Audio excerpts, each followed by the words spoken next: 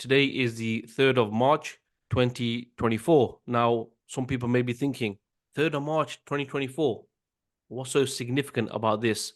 Well, it's the 100-year anniversary of the end of the Ottoman Khilafah, the actual abolishment, shall we say, because if people know the history, after World War One, there wasn't much of a Khilafah left.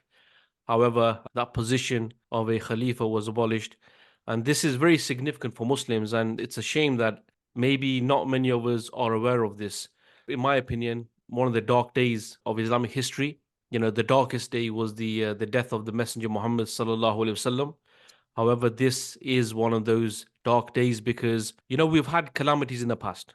We've had the Crusades, we've had the Mongols ransacking Baghdad. However, why, in my opinion, what happened on the 3rd of March 1924 was actually worse than those events is because the Muslims were able to regroup and come back because the institutions of the state were still there. So even the Crusades, it took 100 years, but the wilayas, the armies, the judges, the Sharia was still there. So people, were able to regroup. Okay, it took almost a century, but they were able to do what they needed to do.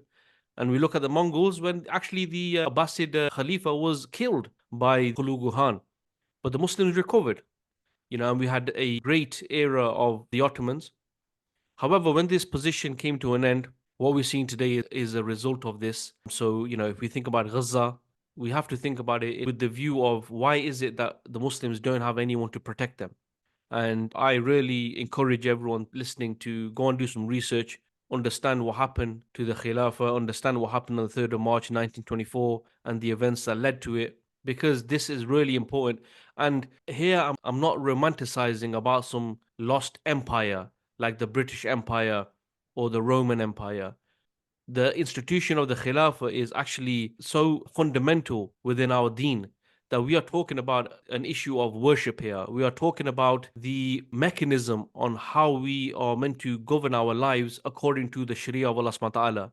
And with this missing, we can just look at the state of the Ummah today and reflect on what we can do and what we must do in order to try to change the situation and bring back this institution.